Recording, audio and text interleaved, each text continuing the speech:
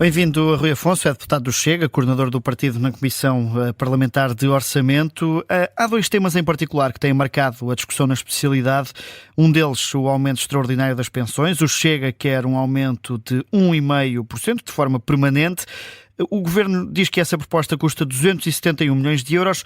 Como é que pretendem compensar esse custo por forma a manter este excedente, do qual o Executivo diz que não pode abdicar? Boa tarde, Miguel. Boa tarde, Raquel, e obrigado pelo convite. Bom, nós temos que nos basear, e enfim, este orçamento foi sempre um orçamento que se baseou muito na questão do excedente orçamental. E a verdade é que o Governo tem tido uma postura muito conservadora relativamente às projeções que tem dado, quer ao nível da receita, quer ao nível da despesa para o ano 2025.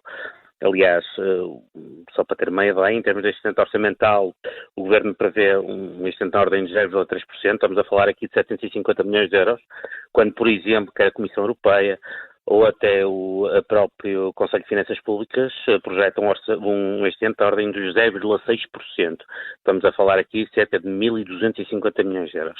Portanto, aquilo que nós consideramos é que este aumento extraordinário, enfim, de pensões, que vai, obviamente, no fundo, incorrer no aumento da despesa permanente, é perfeitamente enquadrável realmente no excedente orçamental que neste momento está previsto, quer pelo Conselho de Finanças Públicas, quer pela Comissão Europeia, mas também, por exemplo, pela UTAU.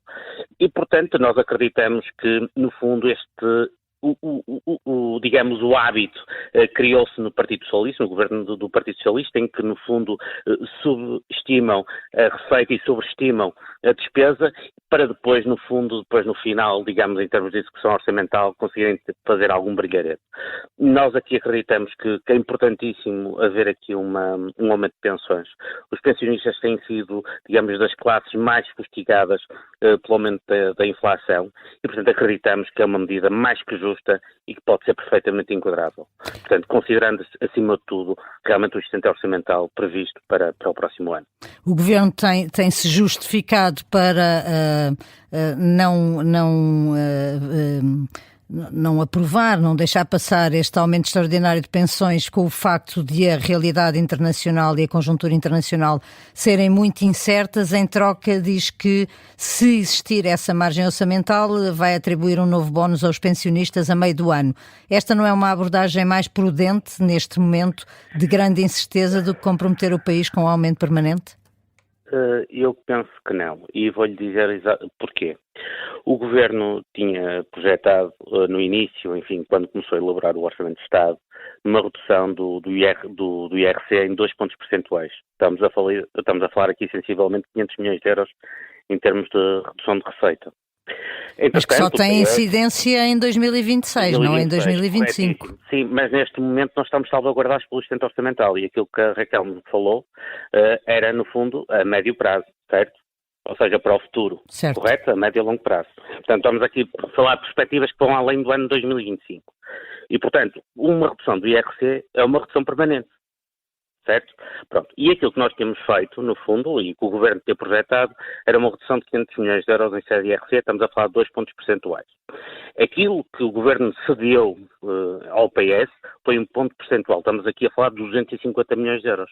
Portanto, não faz sentido que o Governo não queira encaixar agora um aumento de despesas que custa pouco mais de 250 milhões de euros, quando estaria disponível para reduzir o IRC num ponto percentual que no fundo seria realmente os tais 250 milhões de euros. Portanto, não me parece sinceramente, do meu ponto de vista, que isso seja uma razão plausível, que o Governo tenha realmente, enfim, tido uma razão plausível para esse efeito. Acredito sinceramente que o Governo, enfim, estará mais projetado e mais focado no tipo de medidas. Possivelmente os pensionistas não serão uma prioridade para um Governo da AD, e isso é compreensível, cada partido e cada coligação e cada governo terá as suas prioridades e, portanto, entendeu que neste momento os pensionistas não seria uma prioridade, portanto, aumentar o poder de compra dos pensionistas não seria uma prioridade a curto prazo. E, portanto, será mais essa a justificação que propriamente a justificação de não poder ser enquadrado no excedente orçamental que neste momento existe e, enfim, a sua sustentabilidade, enfim, a médio e longo prazo. O Governo vai aumentar as pensões consoante a lei, recorrendo à forma de cálculo que existe. Ora, o Chega e muitos outros partidos anunciaram e apresentaram propostas de alteração para um aumento extraordinário acima deste cálculo. Esta fórmula devia ser revista para que todos os anos não seja necessário propor um aumento extraordinário? Isso tem a ver com uma visão prudencial que existe em termos da gestão das contas públicas. Portanto, eu acho que deve haver sempre essa visão prudencial. Só consideramos que, efetivamente, num cenário, enfim, favorável, que se deve realmente incorrer em medidas que possam, aumentar o poder de compra das famílias e, neste caso, dos pensionistas, ou até melhorar a competitividade das empresas. Portanto, eu acho que, por defeito, deve haver sempre uma visão potencial relativamente à gestão das contas públicas, mas, havendo a possibilidade de se fazer essas alterações, então que se façam de uma forma extraordinária. E, portanto, neste caso, penso que será mais justificável, até porque, conforme disse, o Governo estaria disposto, digamos, a reduzir a receita ainda mais, só foi travado realmente pelo Partido Socialista e, portanto, não vejo aqui nenhuma razão para realmente o Governo não possa avançar com uma medida extra para realmente melhorar a vida dos pensionistas. E, portanto, eu acho que esta gestão prudencial deve existir sempre. Em situações que seja possível fazer os tais aumentos extra, então, sim, avançar pontualmente, e Orçamento de Estado a Orçamento de Estado, no fundo, para conseguirmos enquadrar as medidas no cenário macroeconómico existente e no cenário macroeconómico que se possa vir a projetar no futuro, não é? Rui Afonso, o Partido Socialista, à semelhança do Chega, apresenta também uma proposta de aumento extraordinário de pensões, mas é menos ambiciosa do que a proposta do Chega. O Chega já disse estar disponível para viabilizar propostas de outros partidos que vão no mesmo sentido das que apresentou. Isso quer dizer que estão disponíveis para aprovar a proposta do Partido Socialista para o aumento de pensões? A nossa proposta é ligeiramente melhor que a proposta apresentada pelo Partido Socialista. O Partido Socialista apresentou uma proposta de incremento na ordem dos 1,25%. A nossa vai um pouco além, vai ao 1,5%. Portanto, o diferencial em termos de impacto orçamental também é muito diminuto. Estamos aqui a falar, a proposta do PS andará à volta dos 265 milhões de euros. E, portanto, nós prioritariamente iremos realmente fazer tudo por tudo para conseguirmos aprovar as nossas propostas. Relativamente, enfim, às propostas que sejam apresentadas pelos partidos, mesmo que venham de encontro às nossas propostas, ainda que não sejam, digamos, tão leoninas e tão agressivas do ponto de vista orçamental, nós equacionaremos no futuro realmente qual é o sentido de voto que vamos dar. Mas numa lógica de mal menor, ou seja, mais vale garantir um aumento extraordinário por menos ambicioso que seja do que não ter nenhum. Sim, mas repare, nós também não podemos, pura e simplesmente, abdicar das nossas propostas e considerarmos, enfim, que o Partido Socialista, por razões ideológicas, ou o Partido Social Democrata, por razões ideológicas, não aprova as nossas propostas e depois virá aceitar de bom grado as propostas dos outros partidos como se nada fosse. Portanto, aquilo que nós vamos fazer e que nós estamos focados neste momento é fazer com que as nossas propostas sejam aprovadas. E se forem de encontro àquilo, enfim, que os outros partidos também defendem, penso que também não haverá motivos dos outros partidos para não aprovarem as nossas propostas. E, portanto, mediante, iremos, enfim, aquilo que nós acreditamos, é que, enfim, as nossas propostas serão aprovadas. Caso não sejam aprovadas, aí teremos que equacionar, efetivamente, qual será o nosso sentido de voto nas propostas da oposição. Mas pronto, será sempre, digamos, enfim, uma situação a rever. Não lhe quero dizer que sim, nem que não, nem que talvez, mas aquilo que lhe posso dizer é que serão sempre situações que serão equacionadas e depois, entretanto, a seu devido tempo, teremos o nosso sentido de voto. Quanto ao IRC, o assunto parece estar resolvido. O PS já pôs fim à discussão ao dizer que viabiliza a descida de 1 ponto percentual. Assim sendo, fecha-se a porta a uma descida maior, como o Chega também pretende? Pois, eu vou ser sincero, eu acho que esse tema do IRC foi um tema que, enfim, houve muitos zigue-zagues, quer da parte do Governo, quer da parte do próprio PSD, quer até da parte do próprio PS. porque já li notícias que diziam mesmo o seu contrário. E, portanto, eu acabo por não perceber exatamente qual vai ser o sentido de voto final do Partido Socialista. Agora, eu não sei se eles vão votar a favor, se eles pura e simplesmente não vão votar contra, e se não votarem contra, contarão com o voto do Chega, poderão contar, enfim, com a abstenção do Chega para a medida a passar. Eu não sei exatamente, enfim, acho que está muito confuso e depois há duplas interpretações daquilo que muitas vezes os líderes partidários dizem. Portanto, acabo por não perceber exatamente se o PS vai votar a favor ou se vai abster. O PS basta abster-se.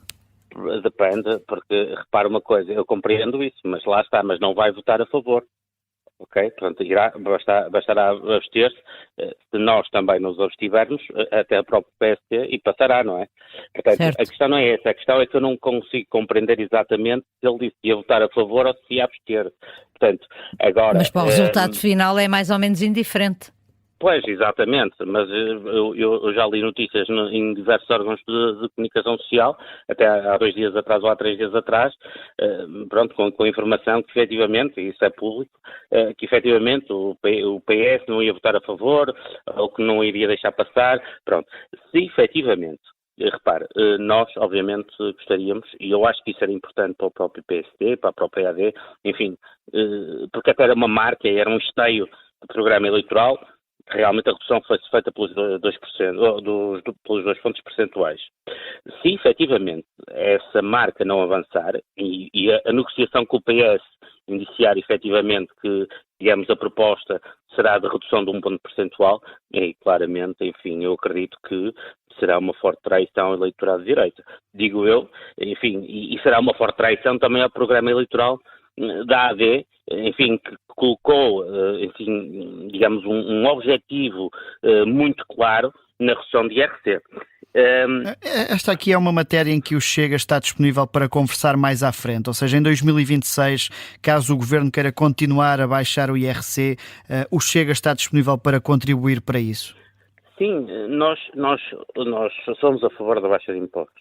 Portanto, aliás, nós estaríamos dispostos, aliás, temos uma proposta no sentido de reduzir o IRC em 2 pontos percentuais. Aliás, como entretanto depois o PSD apresentou também, enfim, sob uma forma de uma medida de coação, digamos, quase sobre o Partido Socialista, caso não aprovassem a medida de redução de 1 ponto percentual do IRC, portanto, avançariam com medida de redução de 2 pontos percentuais. E, portanto, eu acho que está às vezes, que é engraçado como é que, enfim, os partidos de poder às vezes brincam com as situações. Quer dizer, se não aprovarem a nota de 1%, vamos apresentar uma de redução de 2%. E, portanto, lamentavelmente, não é, chegou-se a um ponto em que realmente o programa da AD não está a ser cumprido, mas nós somos fiéis, enfim, aos nossos princípios e acreditamos que realmente o país precisa de reduzir a sua carga fiscal e, a partir daí, claro, nós estaremos sempre disponíveis para acompanhar, enfim, desde que devidamente negociado e desde que Luís Montenegro, enfim, pegue no telefone, fale com o Presidente André Ventura e negocie realmente a redução da carga fiscal, quer sobre as empresas ou até sobre as famílias, não é? Mas a questão aqui, a questão prioritária é que, efetivamente, o PSD tem preferido negociar com o Partido Socialista do que propriamente negociar à sua direita, não é? E, portanto, isso é para nós é que é o mais, digamos, o mais estranho, não é? De saber que temos uma maioria parlamentar à direita, mas o PSD preferiu negociar com o Partido Socialista a redução de impostos. É incompreensível, não é? Rui Afonso, há uma outra medida que tem dado que falar, que o Chega apresenta e que eu gostaria de esclarecer consigo se ela tem impacto orçamental ou se é apenas uma bandeira que o Chega quis trazer para este debate orçamental, que tem a ver com a iniciativa de que haja despejos em casos de pessoas que vivam em habitação municipal, caso tenham participado em desacatos. Isto tem algum impacto orçamental? Qual é o sentido que faz esta proposta surgir no âmbito das propostas de alteração ao orçamento? Ora bom, aquilo que nós consideramos essencialmente é que, e deixe-me só esclarecer isto é essencialmente um problema constitucional. Não é um problema, enfim, que neste momento existem regulamentos camarários e existem regulamentos municipais que prevêem ações de despejo sobre danos que ocorram, enfim, em património público. Só que normalmente são nas próprias casas. Ou seja, se uma pessoa que esteja, enfim, a usufruir de habitação social, mas se destruir a casa do vizinho, já não é motivo, digamos, justificável ou contratualmente, digamos, evocado para realmente poder ser despejado da sua habitação social. Ou seja, só, no fundo, poderá ser despejado caso realmente cause dano na sua própria habitação social. E obviamente que isto, se nós pensarmos que impacto orçamental é que isto trará, eu penso que isto trata-se mais até de um cavaleiro orçamental propriamente, uma medida que traga algum tipo de impacto orçamental. E, portanto, mas, enfim, nós aproveitamos para introduzir essa medida no sentido, enfim, também de aproveitarmos o orçamento e no fundo também, enfim, colocarmos uma bandeira nossa que nós consideramos que é premente realmente colocar, pronto.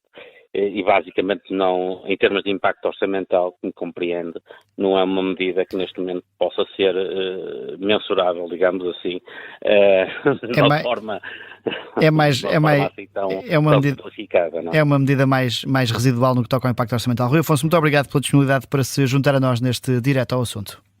Muito obrigado pelo convite.